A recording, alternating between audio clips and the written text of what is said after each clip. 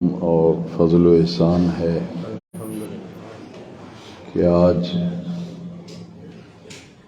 اہل ایمان کا 11واں روزہ ہے اور آج ماہ رمضان الکریم کے دوسرے عشرے کا پہلا دن ہے۔ نبی کریم صلی اللہ علیہ وسلم نے اس عشرے کے بارے میں مغفرت کا عشرہ فرمایا۔ یہ بخشش کا عشرہ ہے، مغفرت کا عشرہ ہے۔ پہلا عشرہ جو کل افطاری کے ساتھ ہی غروب آفتاب کے ساتھ ہی مکمل ہو گیا، وہ رحمت کا عشرہ تھا۔ خوش نصیب لوگ جو پہلے عشرے میں اللہ تعالیٰ کی رحمت حاصل کرنے کے لیے کوشش، محنت، مجاہدہ، ریاضت، ذوق و شوق اور لگن کے ساتھ رمضان شریف کی برکتیں حاصل کرنے کے لیے محنت کرتے ہیں، تو وہ پہلے عشرے میں اللہ تعالیٰ کی رحمت کے مستحق ہوتے ہیں۔ دوسرے عشرے میں مغفرت اور بخشش انہی لوگوں کے حصے میں آتی ہے جنہوں نے پہلے عشرے کی قدر و منزلت کو پہچانا ہو، پہلے عشرے میں پوری لگن کے ساتھ رحمت خداوندی حاصل کرنے کے لیے وہ کوشش و محنت کرتے رہے۔ انہی لوگوں کے لیے اس عشرے میں مغفرت اور بخشش اللہ کریم کی بارگاہ سے عطا کی جاتی ہے۔ اور جو پہلے دونوں عشروں میں محنت کرتے ہیں رحمت مغفرت پانے کے لیے، تو پھر آخری عشرہ جو ہے ان کے لیے ایسی خوشخبری لے کے آتا ہے۔ وہ خوشخبری کیا ہے؟ جہنم سے آزادی کی خوشخبری ملتی ہے۔ ایک ایک لمحہ رمضان شریف کا بڑا ہی گراں مایہ ہے، بڑا ہی قیمتی ہے۔ ہمیں ان مبارک لمحات کو ضائع نہیں کرنا چاہیے، بلکہ ایک ایک لمحے کی قدر و منزلت پہچانتے ہوئے پوری کوشش، پوری محنت اور پوری لگن اور ذوق و شوق کے ساتھ اس مہینے کی برکتیں سمیٹنے کی ہمیں بھرپور کوشش کرنی چاہیے۔ چونکہ یہ عشرہ مغفرت کا ہے، لہذا اس عشرے میں ایسے دعائیہ کلمات اور ایسی قرآنی دعائیں یا ایسی دعائے معصورہ جو احادیث شریف میں مروی ہیں، ان دعاؤں کی کثرت کرنی چاہیے جن دعاؤں میں مغفرت کا ذکر ہو، اور اس کے لیے استغفار جو ہے یعنی بخشش مانگنا، مغفرت طلب کرنا، بخشش چاہنا، مغفرت چاہنا، اسے کہتے ہیں استغفار۔ اور استغفار کا عمومی معنی ہے اپنی خطاؤں، اپنی غلطیوں اور اپنے گناہوں کی رب کریم سے معافی مانگنا، اسے استغفار کہتے ہیں۔ ذخیرہ احادیث میں استغفار کے بہت سے کلمات مروی ہیں۔ استغفر اللہ ربی من کل ذنب واتوب الیہ، اور ایک حدیث شریف میں جو استغفار کے لفظ ہیں یہ اہل اللہ کے ہاں بڑے ہی مقبول ہیں۔ استغفر اللہ الذی لا الہ الا هو الحی القیوم واتوب الیہ۔ آسانی سے جو بھی یاد ہو جائیں ان 10 دنوں میں ان کی کثرت کرنی چاہیے۔ اور اس کا روزانہ کا نصاب یہ ہے کہ 11واں روزہ ہے آج، 11 رمضان شریف کے لے کر 20 رمضان شریف تک، غروب آفتاب تک، چونکہ مغفرت کا عشرہ ہے، ان دنوں میں کم از کم ایک تسبیح جو ہے استغفار کی ضرور کی جائے۔ یہ جو ذکر کا نصاب ہے اس میں آسانی ہے اولیاء کاملین اور صوفیاء اعظام نے، اللہ والوں نے اپنے تجربات کی بنیاد پہ آنے والے لوگوں کے لیے کچھ آسان تعلیم دی ہے۔ وہ فرماتے ہیں کہ آدمی جب مسجد میں جماعت کے لیے آتا ہے تو جماعت کے انتظار میں جتنی دیر بیٹھے اتنی دیر وہ استغفار پڑھتا رہے، چونکہ یہ مغفرت کا عشرہ ہے۔ لہٰذا پانچوں نمازوں کے لیے جب آپ مسجد میں حاضری دیں تو سنتیں پڑھنے کے بعد اقامت ہونے تک، تکبیر ہونے تک آپ استغفار جو ہے وہ کثرت سے پڑھیں۔ میں نے پچھلے درسوں میں عرض کیا تھا کہ تیسرا کلمہ جو ہے اسے قطعاً نظر انداز نہیں کرنا چاہیے، بڑا جامع ذکر ہے تیسرا کلمہ، اس لیے یہ ذوق و شوق کے ساتھ ان دنوں میں محنت کرنی چاہیے۔ آپ دیکھیں کہ عام مزدور جب مزدوری کرتا ہے یا کسی دفتر میں کوئی آدمی کام کرتا ہے تو وہ اوور ٹائم لگاتے ہیں ذوق و شوق سے۔ ملوں میں بھی جو لوگ ورکر ہیں وہ بھی کہتے ہیں کہ اتنے گھنٹے میں ورک کرتا ہوں اور اتنے گھنٹے جو ہے اوور ٹائم لگاتا ہوں، یعنی جتنی کوئی محنت کرے گا اتنی کمائی زیادہ ہوگی، جتنا ٹائم زیادہ دے گا، جتنی محنت زیادہ کرے گا اتنی کمائی زیادہ ہوگی۔ تو نیکیاں کمانے کے لیے یہ آسان طریقے ہیں کہ نماز کے لیے مسجد میں آئیں اور جماعت کے انتظار میں جتنی دیر بیٹھے رہیں۔ تو یہ جو ورد و وظائف رمضان شریف کے ہیں ان کی کثرت کی جائے۔ آج کے درس میں قرآن مجید کی ایک آیت کریمہ پر مختصر گفتگو کروں گا کہ اللہ تبارک و تعالی نے دو اوقات کو بڑی اہمیت دی ہے۔ ایک سورج غروب ہونے سے پہلے کا جو وقت ہے، کم از کم سورج غروب ہونے سے 15-20 منٹ پہلے کا وقت، اور سورج طلوع ہونے، سورج نکلنے سے 20 منٹ 15 منٹ پہلے کا جو وقت ہے، یہ دونوں وقت اللہ تبارک و تعالیٰ کی بارگاہ میں بڑی ہی قدر و منزلت رکھتے ہیں۔ عمومی طور پر ہم ان دونوں اوقات کو ضائع کر دیتے ہیں۔ سورج غروب ہونے سے پہلے کا جو وقت ہے رمضان شریف میں، اس میں بہت برکت ہے، اس لیے باقی دنوں میں جتنی برکتیں اس وقت میں رکھی گئی ہیں، ماہ رمضان شریف میں ان برکتوں میں کئی گنا اضافہ ہو جاتا ہے، کیونکہ وہ افطاری کا وقت ہوتا ہے۔ تو اس کے متعلق نبی کریم علیہ السلام نے باقاعدہ آپ کی 2 احادیث جو ہیں وہ میں عرض کرتا ہوں کہ اتنا قیمتی وقت ہے کہ حضور نے فرمایا دعا مستجاب عند فطرہ، کہ روزہ افطار کرتے وقت جو دعا مانگی جاتی ہے وہ اللہ کریم کی بارگاہ میں مستجاب ہے۔ مستجاب کا معنی ہر حال میں اللہ کی بارگاہ میں وہ درجہ قبولیت کو پہنچتی ہے جو افطاری کے وقت دعا کی جائے۔ اسی طرح یہ جو وقت افطاری کا ہے یہ مناجات کا وقت ہے۔ مناجات دعا کو کہتے ہیں، یہ دعائیں کرنے کا وقت ہے۔ اسے عمومی طور پر ہم باتوں میں ضائع کر دیتے ہیں۔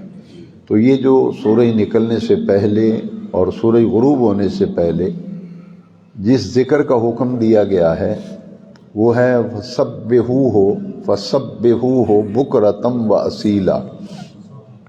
سبحو کا معنی ہے کہ اللہ کی تسبیح بیان کرو، اس کی پاکی بیان کرو۔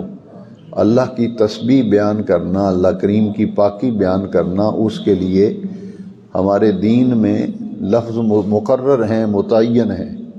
اللہ کی پاکی بیان کرنے کے لیے، اس کی تسبیح بیان کرنے کے لیے جو الفاظ مقرر ہیں وہ ہیں سبحان اللہ، یہ لفظ مقرر ہیں اللہ کی پاکی بیان کرنے کے لیے، اس کی تسبیح بیان کرنے کے لیے۔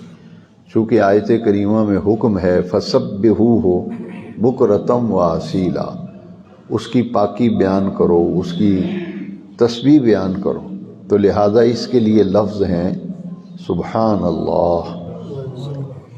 رات میں حدیث شریف پڑھ رہا تھا کہ نبی کریم علیہ السلام اپنی ظاہری حیات طیبہ کے آخری دنوں میں، یعنی آخری 2 سال میں،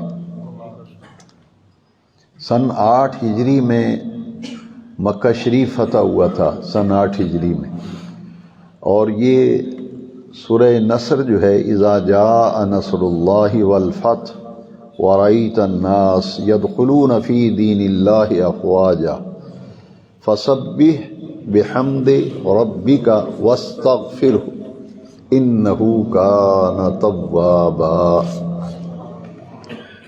اس آیت کریمہ میں جس فتح کا ذکر ہے وہ فتح مکہ ہے، لیکن یہ سورت فتح مکہ کے بعد نازل ہوئی ہے، کئی مہینے بعد نازل ہوئی، لیکن اس میں فتح مکہ کا ذکر ہے، اور اس میں اللہ کریم نے فرمایا کہ اے محبوب آپ دیکھیں گے گروہ در گروہ لوگ دین میں شامل ہوتے جائیں گے۔ اور پھر اللہ کریم نے اپنے محبوب کریم صلی اللہ علیہ وسلم کو ایک حکم دیا ہے، جو آیت میں نے سنائی آپ کو، یا ایھا الذین آمنوا اذکروا اللہ ذکرا کثیرا فسبحوہ بکرۃ واصیلا۔ اس آیت کریمہ کو سورہ نصر کی جو آیت ہے فسبح بحمد ربک واستغفر، 3 باتوں کا حکم دیا ہے نبی کریم علیہ السلام کو سورہ نصر میں۔ فتح مکہ جب ہو گئی اور کوئی خون ریزی نہیں ہوئی، 10,000 کا لشکر لے کر حضور مکہ شریف گئے تھے، تو وہی مکہ جہاں سے حضور نے ہجرت کی تھی، صحابہ کرام نے تکلیفیں اٹھائی تھیں، جلا وطن کیا گیا تھا، مارا جاتا تھا، تشدد کیا جاتا تھا، بغیر کسی تعرض کے کسی نے مزاحمت نہیں کی۔ 10,000 کا لشکر لے کر حضور مکہ شریف میں داخل ہوئے تو کسی نے کوئی راستے میں رکاوٹ بننے کی کوشش نہیں کی، حضور سیدھے اونٹنی پہ بیٹھ کے حرم شریف میں تشریف لے گئے، اور حضور نے اونٹنی پہ بیٹھ کر جا کے پہلے حجر اسود کو بوسہ دیا تھا۔ یہ 10 رمضان شریف کو مکہ شریف فتح ہوا ہے۔ ایک روایت 20 رمضان کی بھی ہے، کیونکہ آج کل بڑا یہ نیٹ کا مسئلہ جو ہے، اگر آپ نے کہیں نیٹ چلایا دیکھ تو آپ کہیں گے جی وہاں تو 20 لکھا ہے، تو آپ نے 10 بتایا۔ اب اس سے کیا کیا جائے، جس کے منہ میں جو آتا ہے وہ بولتے چلا جاتا ہے۔ لوگوں کو کم پتہ ہے کہ اہل تحقیق جو ہوتے ہیں، جن کی تحقیق پر سب لوگوں نے اتفاق کیا ہو، وہی قابل قبول ہوتی ہے۔ تو جو امت میں قابل قبول ہے وہ ہے 10 رمضان شریف، مکہ شریف فتح ہوا۔ کیسا پیارا منظر تھا کہ حضور اونٹنی پہ تشریف فرما ہو کے حجر اسود کا اوپر بیٹھ کر سرکار نے استلام حجر اسے کہتے ہیں، اور حضور کعبہ شریف کے دونوں چوکھٹ جو ہے دروازے میں سرکار کھڑے ہو گئے، اور دونوں طرف دروازے کو حضور نے پکڑ لیا۔ تو نبی کریم صلی اللہ علیہ وسلم نے فرمایا کہ میرے بلال کو بلاؤ۔ حضرت بلال جب آئے تو نبی کریم علیہ السلام نے فرمایا بلال یہ وہی مکہ ہے جہاں تجھے کلمہ پڑھنے پہ سزا ملتی تھی، یہ وہی مکہ ہے جس کی گلیوں میں گلے میں رسی ڈال کے تجھے گھسیٹا جاتا تھا اور امیہ تمہیں کوڑے مارتا تھا، یہ وہی مکہ ہے؟ تو حضرت بلال نے کہا جی حضور یہ وہی مکہ ہے۔ فرمایا یہ وہی مکہ ہے جہاں سے تجھے جلا وطن کیا گیا تھا۔ فرمایا آج یہاں تجھے کلمہ نہیں پڑھنے دیا جاتا تھا، لیکن آؤ اسی بیت اللہ کی چھت پہ کھڑے ہو کے اذان دے دو۔ تاریخ اسلام میں پہلا دن تھا مکہ شریف میں، بیت اللہ شریف کی چھت پہ حضرت بلال کو حضور نے کھڑا کیا اور کہا کہ اذان پڑھو۔ حضرت بلال رک گئے، اذان نہیں پڑھتے، خاموش ہو گئے۔ تو حضور نے فرمایا کہ تم اذان پڑھو، اذان کہو، میں نے تمہیں کہا ہے۔ تو انہوں نے عرض کی حضور میں اس لیے خاموش رک گیا ہوں کہ میں جہاں بھی اذان پڑھتا تھا رخ قبلے کی طرف کرتا تھا، کعبے کی طرف۔ اب آپ نے اوپر کھڑا کیا ہے، اب مجھے سمجھ نہیں آتی کہ میں اپنا رخ کدھر کروں۔ تو نبی کریم علیہ السلام نے فرمایا رخ میری طرف کر کے اذان۔ یہ اس لیے سیدی اعلیٰ حضرت نے کعبہ جو ہے کیا اس کے متعلق فرمایا؟ آپ فرماتے ہیں کہ حاجیو آؤ شہنشاہ کا روزہ دیکھو، کعبہ تو دیکھ چکے اب کعبے کا کعبہ دیکھو۔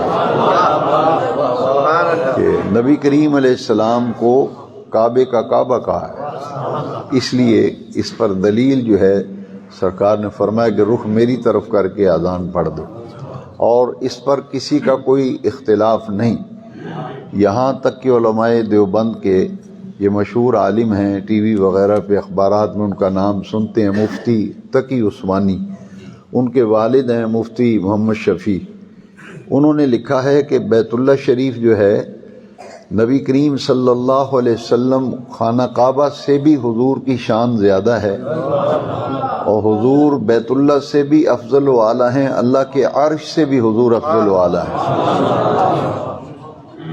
بلکہ کتابوں میں لکھا ہے، شبیر احمد عثمانی وہ بھی علماء دیوبند کے سرخیل ہیں، اور شبیر احمد عثمانی نے لکھا ہے کہ جو حضور کے قبر انور کی مٹی جہاں حضور قبر میں آرام فرما ہے، اور جو حصہ سرکار کے جسم اطہر کا مٹی سے مس کر رہا ہے، وہ زمین کا حصہ اللہ کے عرش سے بھی افضل ہے، کعبۃ اللہ سے بھی افضل ہے۔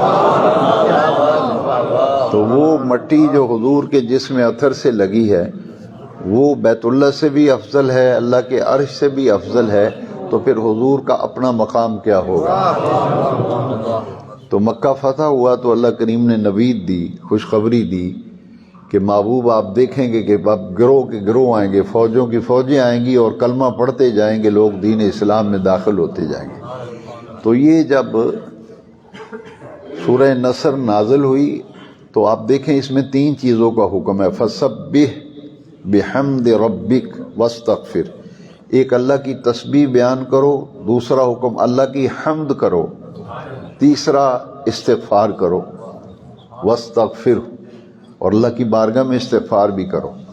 تو یہ رات ہی میں نے حدیث شریف پڑھی کہ ان آخری ظاہری حیات طیبہ کے آخری 2 سالوں میں نبی کریم علیہ السلام کے اکثر ورد زبان یہ کلمات ہوتے تھے، سبحان اللہ وبحمدہ، سبحان اللہ العظیم وبحمدہ، استغفر اللہ۔ یہ اس میں تسبیح بھی ہے، تحمید بھی ہے، اور استغفار بھی ہے۔ بزرگوں نے لکھا ہے کہ یہ بڑا مجرب وظیفہ ہے، بلکہ حدیث شریف میں ہے کہ جو شخص سورج نکلنے سے پہلے 100 مرتبہ پڑھتا ہے، اللہ تبارک و تعالیٰ اس کی روزی میں برکت عطا فرماتا ہے۔ تو سورج نکلنے سے پہلے سبحان اللہ وبحمدہ، سبحان اللہ العظیم وبحمدہ، استغفر اللہ، یہ پڑھنا چاہیے۔ اور ہمارے سلسلہ قادریہ میں جو سرکار غوث العظم رضی اللہ عنہ کا مبارک سلسلہ ہے، اس میں اس کا وقت لکھا ہے کہ فجر کی سنتیں پڑھ کے، فجر کی سنتوں اور فرضوں کے درمیان ایک تسبیح سبحان اللہ وبحمدہ، سبحان اللہ العظیم وبحمدہ، استغفر اللہ، یہ پڑھا جائے، قرض بھی اتر جاتا ہے، کاروبار میں برکت ہوتی ہے، رزق روزی میں برکت ہوتی ہے۔ تو یہ 2 وقت بڑے قیمتی ہیں، سورج نکلنے سے پہلے اور سورج غروب ہونے سے پہلے۔ اس وقت میں ہمیں کثرت کے ساتھ یہی کلمات پڑھنے چاہیے۔ اور جو قرآن مجید میں نے آیت کریمہ پڑھی آج کے درس کے لیے، فَسَبِّحُوهُ بُكْرَةً وَأَصِيلًا، صبح بھی اللہ کی تسبیح بیان کرو، شام بھی اللہ کی تسبیح بیان کرو۔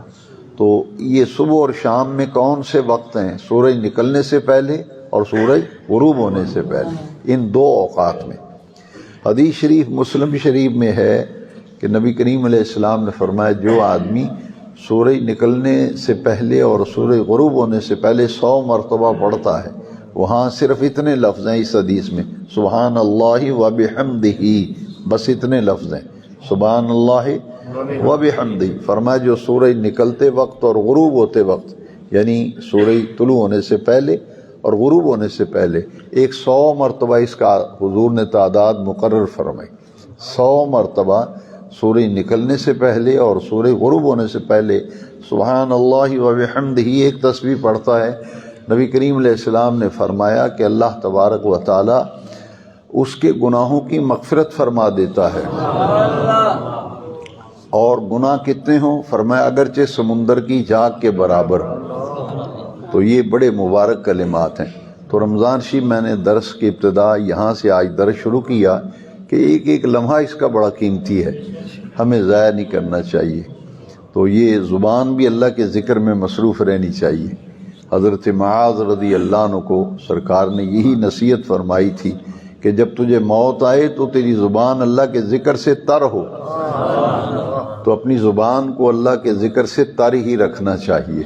اس کی بڑی برکت ہے، چلتے پھرتے اٹھتے بیٹھتے ذکر اذکار کیا کرو۔ اللہ کریم ہمیں اس کی توفیق عطا فرمائے۔ قرآن مجید میں جا بجا ذکر کی تلقین آئی ہے کہ کثرت سے اپنے اللہ کا ذکر کرو، کثرت سے اللہ کا ذکر کرو۔ نبی کریم علیہ السلام نے فرمایا کہ جس کا دنیا سے جاتے وقت آخری کلام ہوا نا لا الہ الا اللہ، جس کو مرتے وقت کلمہ طیبہ نصیب ہو گیا، حضور نے فرمایا دخل الجنہ، وہ جنت میں داخل ہو گیا۔ اسی لیے بزرگوں نے یہ دعا مانگی ہے، جب دم واپسی ہو یا اللہ، لب پہ ہو لا الہ الا اللہ محمد رسول اللہ، یعنی جس کو موت کے وقت کلمہ طیبہ نصیب ہو گیا وہ جنت میں جائے گا۔ کئی اولیاء اللہ ایسے ان کے واقعات پڑھیں کہ وہ جب وصال کا وقت آتا تھا تو کلمہ شریف کا ذکر کرتے تھے کثرت سے، اور ذکر کرتے کرتے روح پرواز کر جاتی تھی۔ یہ ایمان کی علامت ہے کہ خاتمہ ایمان پر ہوا ہے۔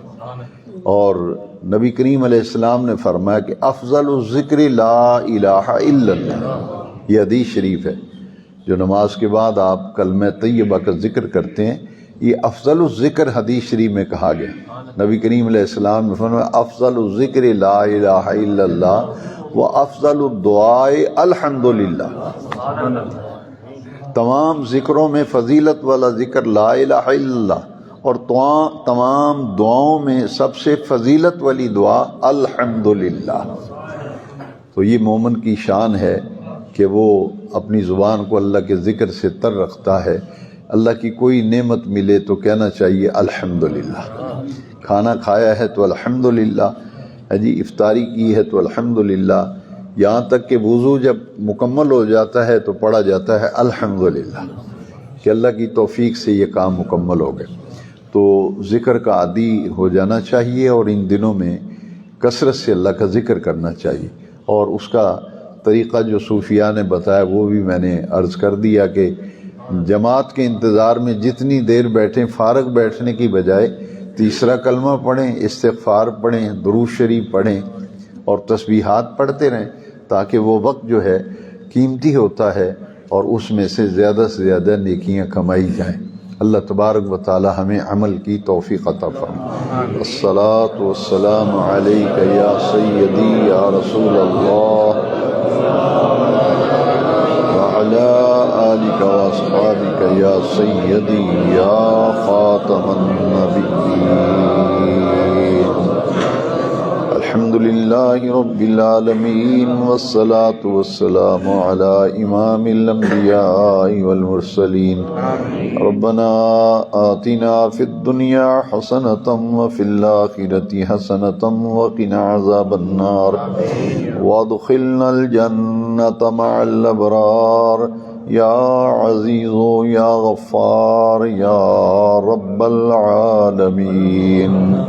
ربنا ظلمنا أنفسنا وإن لم تغفر لنا وترحمنا لنكونن من الخاسرين رب اغفر وارحم وأنت خير الراحمين ربنا لا تزغ قلوبنا بعد إذ هديتنا وهب لنا من لدنك رحمة إنك أنت الوهاب اللهم إنا نسألك العفو والعافية والمعافاة الدائمة في الدين والدنيا والآخرة ربنا اغفر لي ولوالدي ولجميع المؤمنين والمؤمنات توفنا مسلما والحقنا بالصالحين اللهم استر عيوبنا واغفر ذنوبنا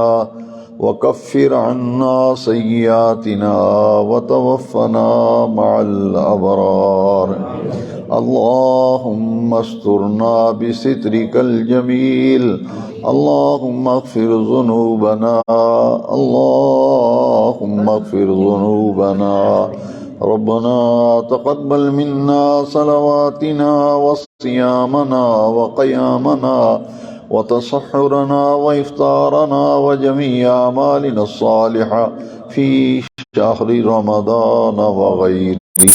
وصلى الله تعالى على حبيبه وخير خلقه سيدنا ومولانا محمد وعلى آله وأصحابه أجمعين برحمتك يا أرحم الراحمين.